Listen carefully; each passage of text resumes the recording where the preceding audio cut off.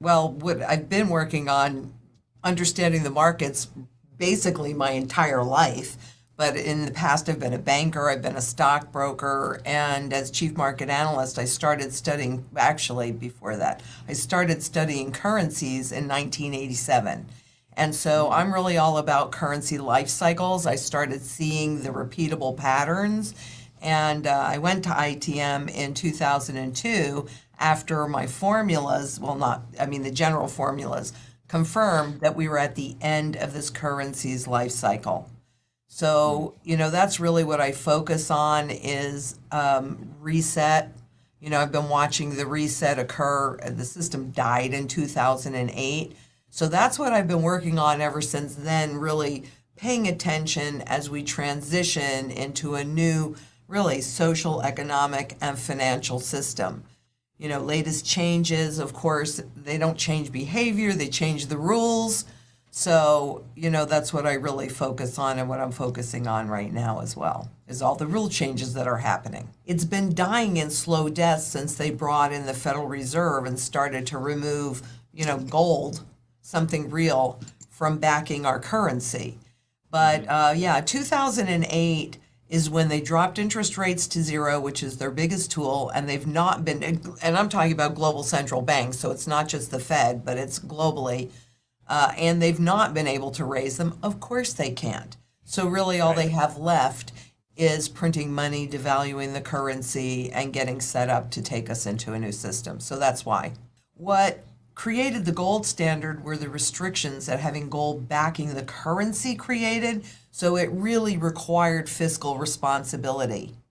In 71, Nixon handed what that really happened in 71 was that Nixon handed over full control of inflation to the central banks, to the private banks. And what do banks know? They know debt and they know interest. But so you could say that it really, it's been dying since 1913, but no, we're not still on the gold standard as a government or as a country or around the world.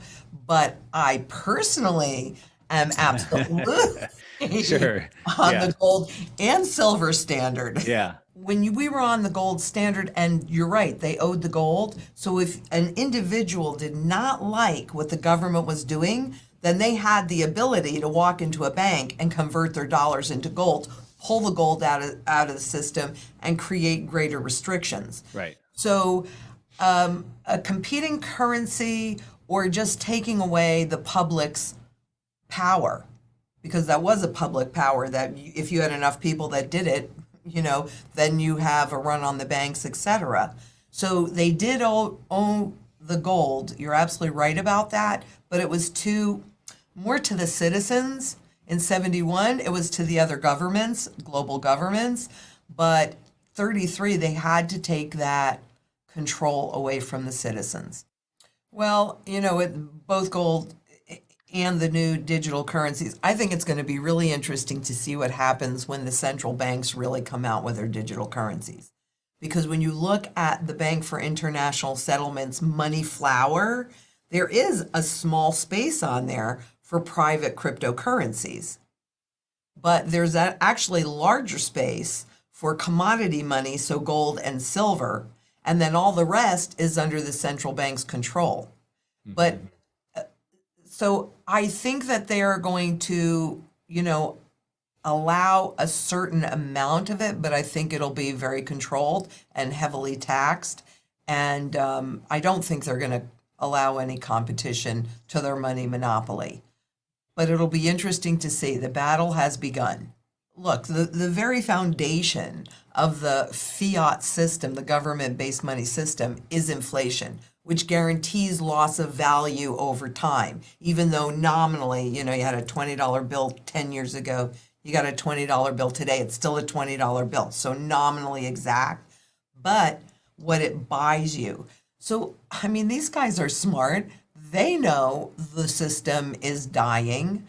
And so, yeah, I definitely think that kicking the can has been going on since 1913. That's not actually something that's new. Yeah.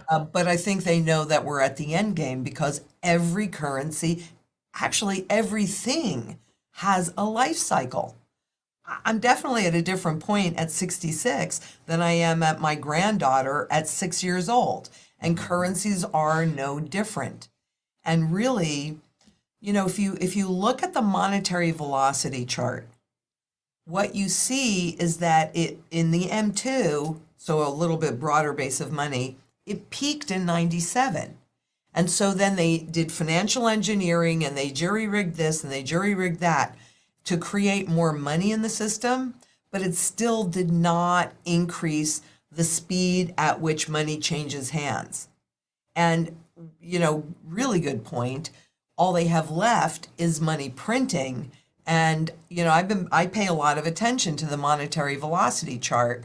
And what I'm seeing is that it's declining again. We got a little teeny bump up. I said, we have to see, this has to be pervasive. And it has not been pervasive. It's the most current graph. I was just looking at it earlier today. It's declining again.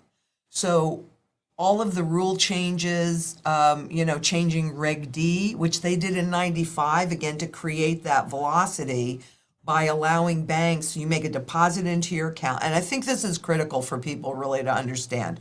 You make a deposit into your account at a bank, they sweep those funds into sub-accounts. For the bank, they can then use that equity to borrow for their benefit and do anything they want to with it. But really importantly, that means they don't have to hold as much in reserve. Okay.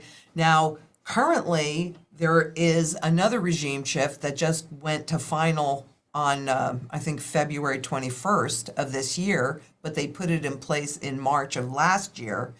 A change in Reg D where savings deposits and money markets, which are considered sticky, in other words, you put the money in there and you're going to keep it in there for a long time, have been shifted into the same area as checkable deposits. So you write a check.